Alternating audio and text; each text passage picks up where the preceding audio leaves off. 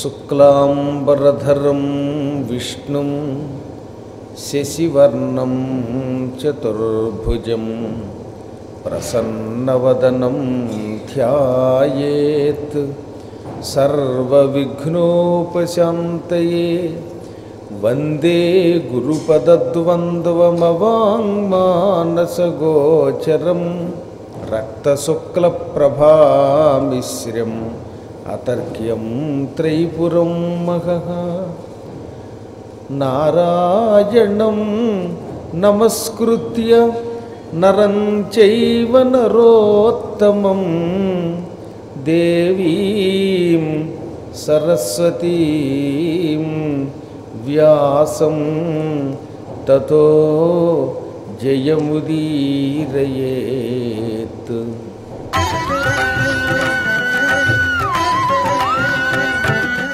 మనిషి జీవితం ఎప్పుడు సంఘర్షణ ఉంటే కానీ వీడికి విముక్తి లేదు. అన్ని జీవితాలు సంఘర్షణేనండి, యుద్ధమే. అసలు మన మనస్సుల్లో భారతం అనే ఒక మహాసంఘర్షణ. ఒకవైపు కౌరవులు, ఒకవైపు పాండవులు, ఒకవైపు మంచి, ఒకవైపు చెండ, ఓవైపు చిక్కు, మళ్ళీ చిక్కుముడి వేయడం, విఘ్న నివారణం అన్నీ మనలోనే ఉన్నాయి. వీటిని ఎప్పటికప్పుడు జయించుకుంటూ వెళ్ళడమే సాధన. సాధన అంటే ఇంకెంతకంటే ఏముంది, పెద్ద దానికి ఇంత నిర్వచనాలు ఇచ్చి అర్థం కాని రీతిలో పెట్టేస్తున్నారు. కానీ చాలామంది నీలో నిరంతరం ఒక సంఘర్షణ వస్తే చెయ్యొచ్చా చేయకూడదా అనుకుంటే ఆ కష్టాన్ని తొలగించుకుని ధైర్యంగా వెళ్ళిపో. ఎవడన్నా నిన్ను తిట్టాడు పట్టించుకోకు, పొగిడాడు తలకాయ నెత్తికెక్కించుకోకు, కళ్ళు నెత్తికి ఎక్కవద్దు, అలాగని ఏడుస్తూ కూర్చోకు. తెగడతా పొగడతా రెండింటికి అతీతంగా నువ్వు చేసే పని నువ్వు చేసుకుంటూ పో. ఇదే సాధన. ఈ సాధన వల్ల పరమేశ్వర అనుగ్రహం పొందు. ఆ పొందటమే ఫలితం అంటే. కాబట్టి ఇంతకీ చెప్పొచ్చేది, కైలాసంలో ఈ శివుడి దగ్గరుండే ఈ ప్రమదగణాలే ఇలా రెండు ఉన్నాయి. ఈ రెండు గణాలకి ఎప్పుడూ పడేది కాదు. దాంతో శివుడికి కోపం వచ్చింది. నా దగ్గరకు వచ్చినా మీ బుద్ధి మారదరా, మిమ్మల్ని అదుపులో పెట్టడానికి ఒక నాయకుడు కావాలి అన్నాడు ఆయన. శివమాయ వల్ల ఆయన దగ్గర చేరిన వాళ్ళు కూడా అలా ఉన్నారు అంటే ఇంకా పీఠాలలో ఆధిపత్యం కోసం శిష్యులు కొట్టుకోవడంలో ఆశ్చర్యం ఉందండి. మీరు చూస్తున్నారు కదా, చాలా చోట్ల గుళ్ళల్లో కానీ పీఠాల్లో కానీ అన్ని చోట్ల ఇదే వర్గాల పోరాటాలు చూస్తూనే ఉన్నాం కదా మనం. పెద్ద పెద్ద సంస్థానాల్లో, దేవస్థానాల్లో మహానుభావులు అనుకున్న గురువుల దగ్గర వాడికి గురువుగారు పదవి ఇచ్చారు, నాకు ఇవ్వలేదు, వాడికి ఇంపార్టెన్స్, నాకు ఇంపార్టెన్స్ లేదు. ఈ గొడవలు అప్పటి నుంచి ఉన్నాయన్నమాట. కైలాసం నుంచి కూడా వీళ్ళని అదుపులో పెట్టడానికి ఒక అంకుశం లాంటి నాయకుడు కావాలిగా.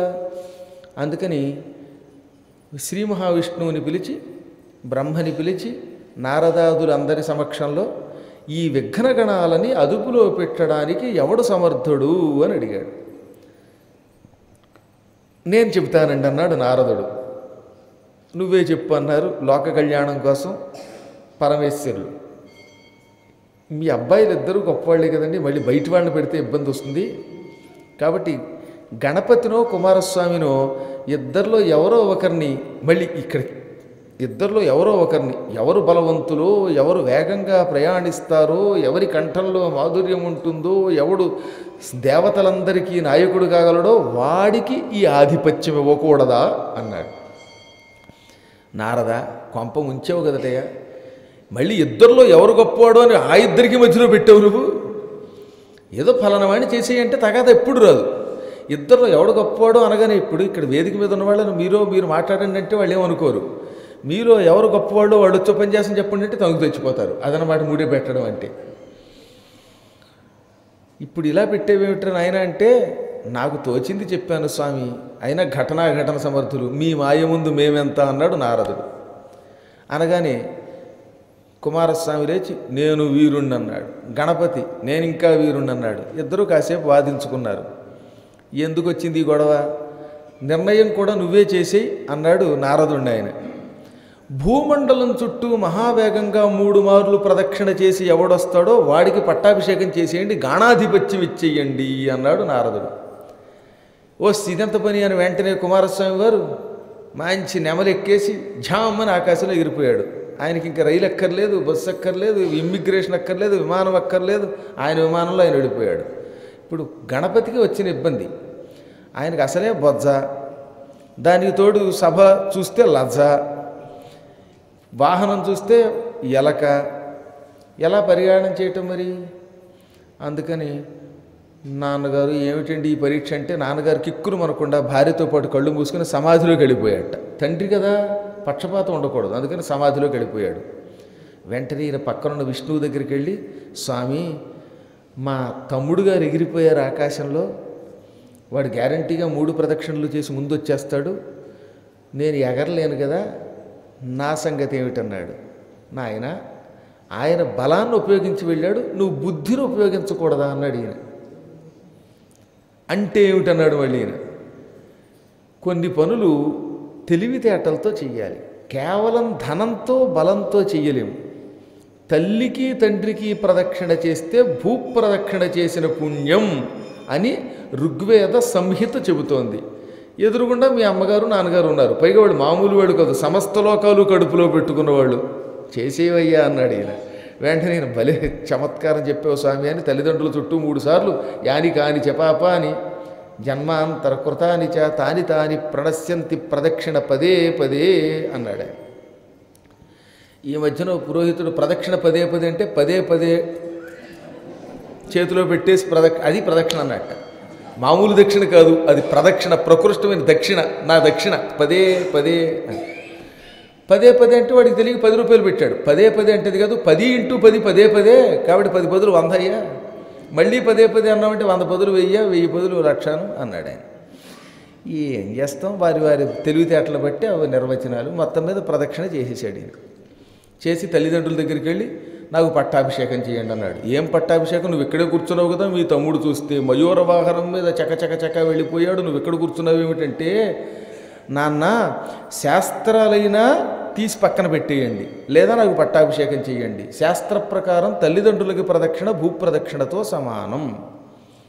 నేను ఆది దంపతులు భూలోక భువర్లోక సువర్లోక మహర్లోక జనలోక గోలోక తపోలోక సత్యలోకాలు అతల వితల సుతల తలాతల రసాతల పాతాళాది సమస్త భువన బ్రహ్మాండాలు ఉదరంలో పెట్టుకున్న మీ ఉదరం చుట్టూ ప్రదక్షిణ చేశాను. మీ ఉదరం చుట్టూ ప్రదక్షిణం చేయటం వల్ల సోదరుడి కంటే నేను ముందే ప్రదక్షిణ చేసి వచ్చిన పుణ్యం పొందేశాను. ఇది సూక్ష్మధర్మం, అదేమో బాహుధర్మం అన్నాడు. ఆయన పక్కపక్కనవి బుద్ధిమంతుడివిరా, నీకు వెంటనే పట్టాభిషేకం చేసేసాను, పట్టాభిషేకం అయిన వెంటనే పెళ్ళి చేసేస్తున్నానని సిద్ధి బుద్ధుల్నిచ్చి పెళ్ళి కూడా చేసేసాడు. ఈ పెళ్ళైన ఏడాది తర్వాత మయూర వాహనం మీద కుమారస్వామి అన్ని పాపం తిరిగి లింగాలన్నీ చూసుకుంటూ భూలోకంలో ఉన్న క్షేత్రాలు దర్శించుకుంటూ పై లోకాలు కింద లోకాలు సముద్ర స్నానాలు ఆ స్నానాలు ఈ స్నానాలు దాన ధర్మాలు చేసుకుని వచ్చాడు. పాపం తీరా వచ్చేసరికి కుమారస్వామి గారి కళ్ళకి ఎదురుగుండా సిద్ధి బుద్ధుల మీద చెయ్యి వేసుకుని ఊరేగుతున్న గణపతి కనబడ్డాడు. అన్నయ్య వీళ్ళెవరంటే మీ వదినలు అన్నాడు. నాకు తెలియకుండా ఈ వదినలు ఎప్పుడు వచ్చారు అన్నాడు ఈయన. అప్పుడు నారదుడు, ఆయన తినగా ఉంటాడా మరి మాట్లాడతాడా, మహానుభావుడు పెట్టవలసిన చక్కగా పెట్టేశాడనమాట. తదా సురఋషి ఆగత్య సర్వం వృత్తం జగాదహ. జరిగిందంతా పోసగుచ్చినట్టుగా, కుమారా నీకు తెలియదుటోయ్ అని నారదుడు. అయ్యో నిన్ను అమాయకుణ్ణి చేసి ఎంత మోసం చేశారనుకున్నావు, నువ్వు అలా వెళ్ళగానే శ్రీ మహావిష్ణువు ఈయనకి కిటుకు చెప్పాడు, ఆ కిటుకుతో చిటుక్కుని తిరిగేశాడు ఈయన. ఆ దెబ్బతోటి ఈయనకి పట్టాభిషేకం అయిపోయింది, పెళ్ళి అయిపోయింది. ఇంకా నయ్యం మీ అన్నయ్య గారికి పిల్లలు పుట్టాక నువ్వు బారసాలకు కూడా వస్తావు అనుకున్నాను, ఈలోపు ముందే వచ్చావు కానీ అన్నాడు ఆయన. ఎంత మోసం, నన్నేమో తెలివి తక్కువ వాడిని చేసి బయటికి గెంటేసి ఇంత నాటకం ఆడతారా, ఇదంతా అసలు మా అమ్మ నాన్న దగ్గర ఉంది, శివమాయ అంటే ఏమిటో అనుకున్నాను, ఇంత మాయ చేస్తాడా మా నాన్న అని వెంటనే కుమారస్వామి ఆగ్రహోదగ్రుడైపోయాడు. కుమారహస శివపుత్ర స్తారకారి మహాబలః తచ్చుత్వా స కుమారోహి ప్రణమ్య పితరౌచతే జగామ పర్వతం క్రౌంచం పితృభ్యాం వారితోపి. ఇక్కడే ఉంది చమత్కారం. నాన్నగారి మీద అమ్మ మీద కోపం వచ్చింది. కోపం వస్తే సహజంగా లోకంలో వాళ్ళు ఏం చేస్తారు, నాన్న అన్యాయం చేసావు, అన్నయ్యకి పట్టాభిషేకం చేసావు, డబ్బిచ్చావు, నన్ను మోసం చేసావు అని తిడతారు. ఈయన ఒక్క ముక్క మాట్లాడలేదట. ప్రణమ్య పితరౌచ, ఎంత అందమైన మాట అంటే సంస్కారం అంటే అందాన్ని. తల్లిదండ్రులకు ఒక నమస్కారం చేసి, అది సంస్కారం. ఎంత కోపం వచ్చినా తల్లిదండ్రులు తిట్టకూడదు అని ఇక్కడ ఈ చరిత్ర చెబుతోంది. ఒకవేళ నాన్నగారికి ఏదో పక్షపాతం నిజంగా కలిగింది, ఏ తల్లికి తండ్రికి పక్షపాతం ఉంటుందని నేను అనుకోను. ఫలానా కూతురు నాకు ఎక్కువ, ఫలానా కూతురు తక్కువ, వాళ్ళకి ఆస్తి ఎక్కువ ఇద్దాం, వీళ్ళకి తక్కువ ఇద్దాం అని ఏ తల్లి అయినా తండ్రి అయినా అనుకుంటే వాళ్ళు నరకానికి పోతారు. పిల్లల్ని సమానంగా చూసేవాళ్లే తల్లిదండ్రులు అంటే. నేను ఎరిగి అలాంటి పక్షపాతం తల్లిదండ్రులకు ఉండదు, మనందరం తల్లిదండ్రులమే కనుక. ఒకవేళ ఉంటే వాడు తండ్రి కాడు, ఎండ్రి పీత అటువంటి వాడు. అందులో జగత్పితరులు అసలు అవ్వరు.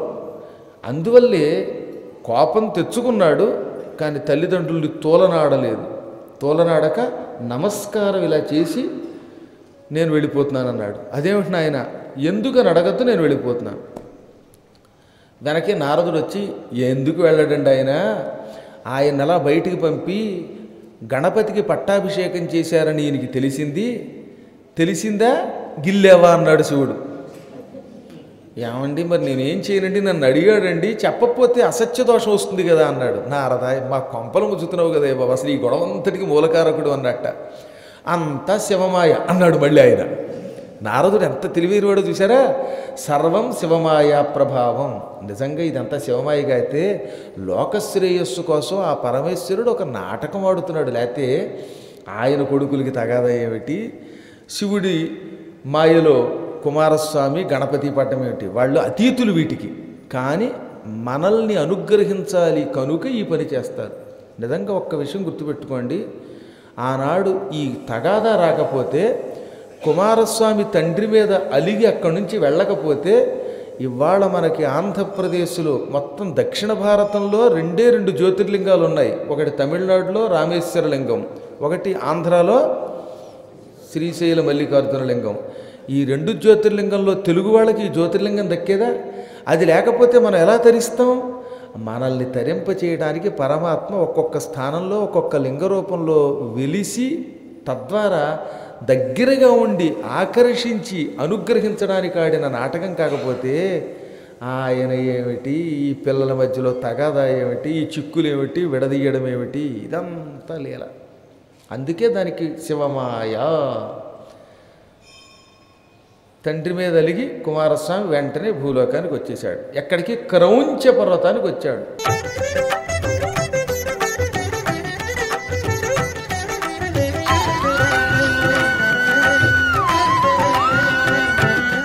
శ్రీశైల శిఖరం దృష్ట్వా పునర్జన్మన విద్యతే అంటే మొట్టమొదట శిఖర దర్శనం. ఈ కొండ మీద ఎక్కి అక్కడ చిన్న నంది బొమ్మ లాంటి బొమ్మ ఉంటుంది, దానిలోంచి చూడాలి.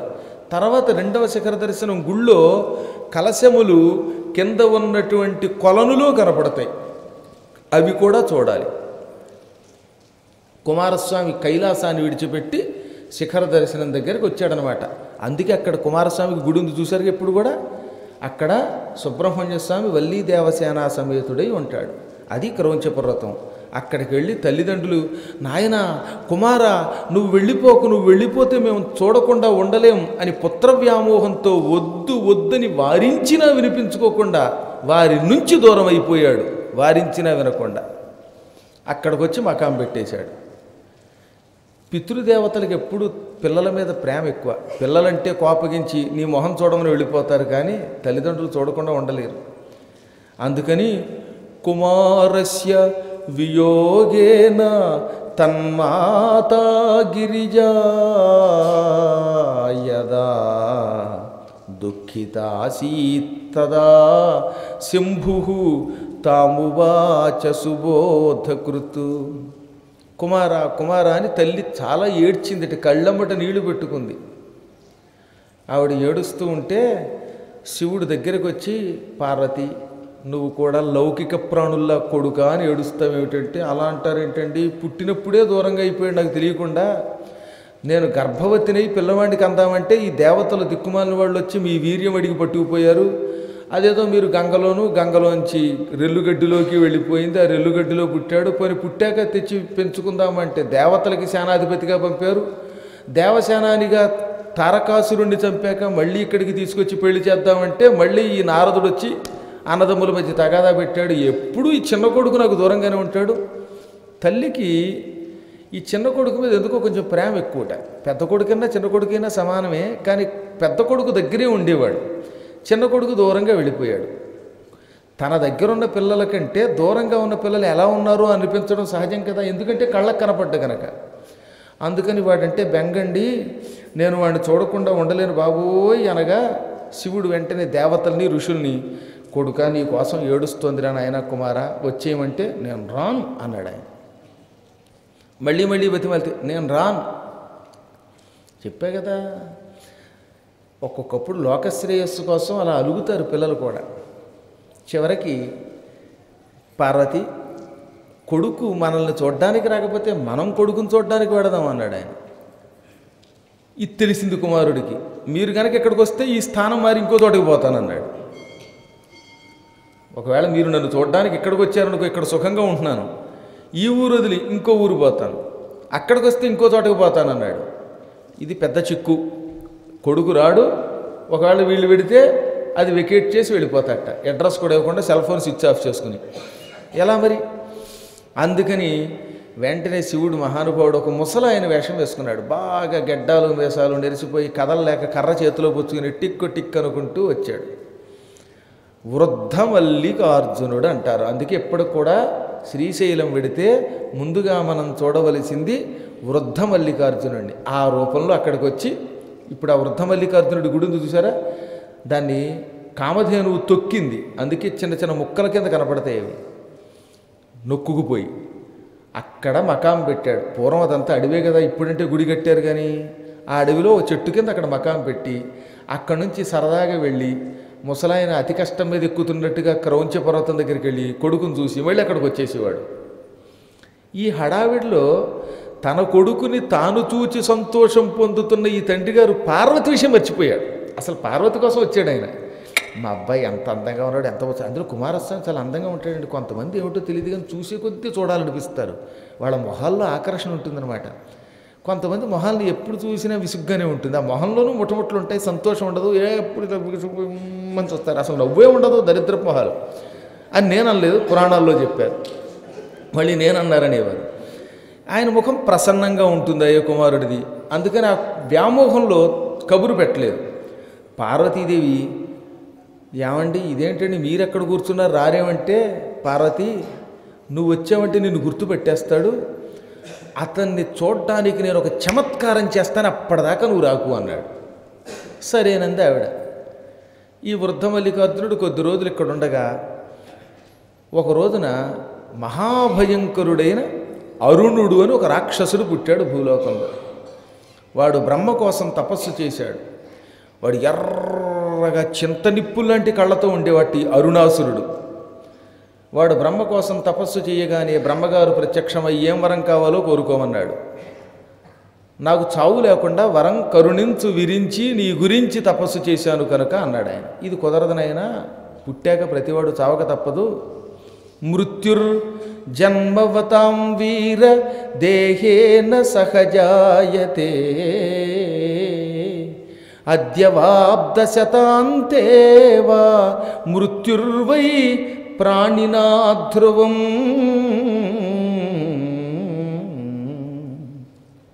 ఓ వీరుడా, పుట్టినవాడికి మరణం తప్పదు. అది అద్య ఈరోజు అవ్వచ్చు, అబ్ద సంవత్సరం తర్వాత అవ్వచ్చు, శతాంతేవా 100 ఏళ్ల తర్వాతైనా మృత్యుర్వై ప్రాణినా ధ్రువం. మరణం తప్పదు అంటే పుట్టాడంటే వాడికి మరణం తప్పదు. పుట్టిన ప్రతి జీవి ఎప్పుడో ఒకప్పుడు గిట్టక తప్పదు. ఆ మృత్యువు కూడా దేహేన సహ జాయతే, దేహంతో పాటే పుడుతుంది. అందుకే ఈ దేహభ్రాంతి లేకుండా చేసుకోవడానికి భవతే విష్ణుస్వరూపాయ, భవతే అని విడదీయకూడదు దాన్ని, భవతే ఒకటే మాట, భవాన్ భవంతౌ భవంతః, అదే చతుర్థి విభక్తిలో భవతే అవుతుంది. అందుకే భవతే విష్ణుస్వరూపాయ అని ఎందుకనంటే అక్కడ భవ అంటే శివుడని, తే అంటే నీ కొరకని అర్థం. ఆ కర్మ భవతే విష్ణుస్వరూపాయ అంటే విష్ణుస్వరూపుడవైన నీ కొరకు అని అర్థం అన్నమాట. అంచేత మాయిదారి భాష కాస్త చాలా జాగ్రత్తగా ఆచితూచి మాట్లాడకపోతే ఒక్కోసారి కొంపలు మురిగిపోతాయి. అందులో రికార్డ్ అయితే మరీ ప్రమాదం అన్నమాట. సరే, మొత్తం మీద ఏదేమైతే ఇప్పుడు శబ్దజ్ఞానం గురించి ఇంకోసారి చెప్పుకుందాం. కానీ భక్తి శ్రద్ధలతో పరమాత్ముడిని నిరంతరం ప్రార్థిస్తే మనకి తెలియకుండానే ఆ జ్ఞానం తనంత తానే వచ్చేస్తుంది. ఈ మూర్ఖుడా దేహేన సహ జాయతే, మానవుడికి పుట్టుకతో పాటే మరణం కూడా పుడుతుంది. అది ఎప్పుడైనా అవ్వచ్చు. కాబట్టి మరణం లేని వరం నేను నీకు ఇవ్వలేను, ఇంకేదైనా కోరుకో అంటే, ఏమండి ఈ లోకంలో రకరకాల జీవులు చూశాను, 4 కాళ్ళు 2 కాళ్ళు లేదా ఎక్కువ కాళ్ళు ఉన్న వాటిని చూశాను, 6 కాళ్ళు ఉన్న జీవులు ఏమైనా ఉన్నాయా అంటే ప్రస్తుతం లేవన్నాడు బ్రహ్మ. అది ఆయన చాలా టెక్నిక్. ఇప్పటికి లేవన్నాడు. ఓహో, 6 కాళ్ళు ఉన్న ప్రస్తుతం భూలోకంలో లేవు. 6 కాళ్ళు కలిగిన ఒక స్త్రీ రూపంలో ఉన్న జంతువు, దానికి రెక్కలు కూడా ఉండాలి, అది శబ్దం చేస్తే నా చెవిలో ఆ శబ్దానికి నా కర్ణభేరి పగిలి నేను చచ్చిపోయే వరమయ్య అన్నాడు. వాడు వ్యధ తెలివితేటలు ఉపయోగించి బాగా. అలా అయితే చావమని. తథాస్తు అన్నాడు బ్రహ్మ. అదిగో వాడు ఆ కాలంలో ప్రపంచాన్ని గడగడలాడించేశాడు. ఆ దుర్మార్గుడి భయంకరమైన వేదనని తట్టుకోలేకపోయారు దేవతలంతా. ఇంద్రుడు మొదలైన వాడు పరుగు పరుగున అమ్మవారి దగ్గరికి వెళ్ళి, అమ్మా పార్వతీమాత, అరుణాసురుడు గర్వితుడు మమ్మల్ని పీడించేస్తున్నాడు, దుఃఖం తట్టుకోలేకపోతున్నాం బావోయ్ అని ఏడ్చారు. అప్పుడు ఆవిడ అమ్మయ్య సమయం వచ్చింది అనుకున్నది. శివుణ్ణి అనుజ్ఞ అడిగింది, ఏమండి రావత్సాయి కానీ వచ్చేయి, దీనికోసం ఎదురు చూస్తున్నాను అన్నాడు. అరుణాసురుడు క్రౌంచ పర్వతం దగ్గర ఉండేవాడు. ఈ శ్రీశైల పర్వత శ్రేణిలో క్రౌంచ పర్వతం దగ్గర నుంచి శ్రీశైలం మధ్యలో, అంటే శిఖర దర్శనం నుంచి గుడి దగ్గర ఉన్న ప్రాంతంలో తిరిగేవాడు. ఆ ప్రాంతంలో ఉన్న ఋషుల్ని చంపేస్తూ ఉండేవాడు. ఆ రోజుల్లో వాడు పరమేశ్వరుడి అనుగ్రహం లేని వారందరినీ తిని పారేశాడు, చాలామందిని మింగేశాడు. ఎందుకంటే అప్పటికి లింగం కూడా లేదుగా, జ్యోతిర్లింగం లేని రోజులు కదా మరి. అందుకని ఆ రోజుల్లో అక్కడ కేకారణ్యాలు, ఆ కేకారణ్యాల్లో భిల్లులు ఋషులు ఉండేవారు. ఋషులు కళ్ళు మూసుకు తపస్సు చేసేవారు. వాళ్ళందరినీ భక్షించడమే వాడి పని. ఆ భక్షిస్తున్న రాక్షసుణ్ణి చంపి వాళ్ళని రక్షించడం కోసం దేవతల ప్రార్థన అంగీకరించింది అమ్మవారు. వెంటనే తన పరివారంతో కలిసి అక్కడికి వచ్చింది. 6 కాళ్ళు కలిగినది తుమ్మెద, పైగా స్త్రీ కదా, భ్రామరి, మగవాడైతే భ్రమరం. భ్రామరీ రూపం ధరించింది, ఆడు తుమ్మెద రూపం ధరించింది. తన పరివారంతో వచ్చింది. ఝమ్మంటూ ఆ రాక్షసుడు చెవి చుట్టూ చేరి పెద్ద గొడవ చేసేసింది. ఏమి రొదా, ఏమి రొదా, ఒక్కొక్కడు అరుస్తూ ఉంటే మైకులు పగిలిపోతాయి. అప్పుడు ఆ చెవి సరిగ్గా స్పీకర్ దగ్గర పెట్టిన వాడి చెవి ఏమవుతుంది, అలా అయిపోయింది వాడి చెవి. చెవులు పగిలిపోయాయి, నెత్తురులా కారిపోయింది, పొటపట పొటపట. వాడి తలంతా పగిలిపోయినట్టు అయిపోయింది. ఈ విధంగా చెవులు పగిలి, కర్ణభేరి పగిలి, రక్తం బయటకు వచ్చి గడగడా కొట్టుకుని చచ్చిపోయాడు వాడు. ఈ విధంగా అమ్మవారు వాడిని చంపిందనమాట. లోకాలని పీడించి అరుణాసురుణ్ణి అమ్మవారు తుమ్మెద రూపంలో వచ్చి ఆ క్రూర రాక్షసుడిని గొంతు నులిమి చంపేసిందనమాట. ఈ విధంగా చంపకుండా చంపడం అంటారు, శబ్దం ద్వారా చంపింది. వాడి వరమే వాడికి కండకావరం తెచ్చి చివరికి మరణానికి మూలమయ్యింది. ఇప్పుడు అమ్మవారు అంది అయ్యవారిని, ఏమండి ఇప్పుడు నేను ఈ రూపంతో మా అబ్బాయిని చూడొచ్చా అంటే, ఇలా చూస్తే ఆయన ఏం పెద్ద పట్టించుకోడు, ఇలా 9 రూపంలో సౌండ్ మాత్రం చేయకు, మీ అబ్బాయికి సౌండ్ ఎలర్జీ కొంచెం, కాబట్టి మెల్లిగా ఝమ్ అనుకుంటూ వెళ్ళి చూసేసి మళ్ళీ ఇక్కడికి వచ్చేయి అన్నాడు ఆయన. రోజు ఆవిడ కాసేపు వెళ్ళి వాళ్ళ అబ్బాయిని చూసుకుని అనుమానం రాకుండా, మళ్ళీ ఎక్కువసేపు ఉంటే వాడికి అనుమానం వస్తుంది. అలా ఒకసారి చూసిన మా అబ్బాయి బాగున్నాడు అనుకుని తిరిగి వచ్చేది. ఈయన అన్నాడు, నా దగ్గర నువ్వు ఉన్నావు అనుకో, ఈ ముసలి రూపం విడిచిపెట్టి యవ్వన రూపం ధరిస్తాను, నువ్వు అంత అందగత్తేవి, చచ్చిపోయిన మన్మధుడిని బతికించగలిగే సుందరివి నువ్వు, కాబట్టి నా మాట విని నా దగ్గర ఉండకు, ఆ పైకి వెళ్ళి నా నెత్తి మీద కూర్చో అన్నాడు. భార్యకి నెత్తి మీద స్థానం ఇచ్చిన గొప్ప దేవుడు ఆయన. భార్యను ఉన్నత స్థానంలో కూర్చోబెట్టాలట. ఇప్పటికి కూడా అందుకే శివలింగం కింద ఉంటుంది మల్లికార్జున లింగం, అమ్మవారు చూసారా ఎత్తుగా ఉంటుంది. తద్వారా ఏమంటున్నాడు ఆయన, నాయనలారా మీరందరూ కింద కూర్చుని వినండి, భార్యలను కుర్చీలో కూర్చోమనండి అని చెప్పాడు. అందుకు భార్యను అలా గౌరవించమండి. శివుడి కథలు వినడం కాదు, అలా గౌరవించాలి. ఈ విధంగా భార్యామణిని ఉన్నత స్థానంలో భ్రామరీదేవిని, భ్రమరాంబికాదేవిని పైన కూర్చోబెట్టాడు.